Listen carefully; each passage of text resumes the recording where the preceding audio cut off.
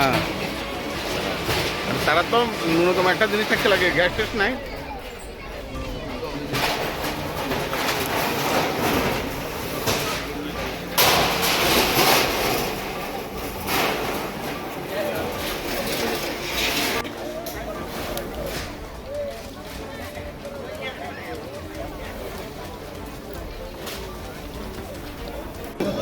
সুকান্ত নগর।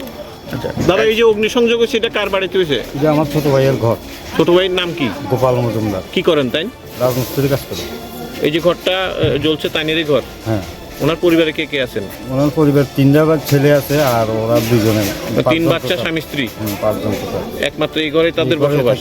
আর ঘরটা তো পুজাই গেছে। পুরা ঘর জ্বলে গেছে। হ্যাঁ। এই জল মানে আগুনটা লাগছে কেমনে? কি দেখছেন? ঘরটা নাকি বন্ধ আছিল? ঘরটা বন্ধ ছিল সম্ভবত, কারেন্ট থেকে কারেন্টের শর্ট সার্কিটের কারণে হয়তো আগুনটা লাগছে বা এমন কিছু। কখনো মানে রাত্রেবেলা থাকবো যে অন্য কোনো কোনো ব্যবস্থা নেই, সব জামা কাপড় সব কিছু পুড়ে গেছে। কাগজপত্র কিছুই নেই, মানে ঘরের আসবাবপত্র ঘরে কোনো কিছুই নেই, একদম কোনো কিছু নেই, সব কিছু পুড়ে গেছে। সব পুড়ে গেছে কেন? তারা বাড়িতে কেউ আসছিল না? তারা বাড়িতে কেউ আসলো না, এরা ওই আজকে কীর্তন চলে, কীর্তনে গেছে সবাই, উৎসবে গেছিল। গোপাল মজুমদার কি করে? রাজমিস্ত্রি কাজ করে।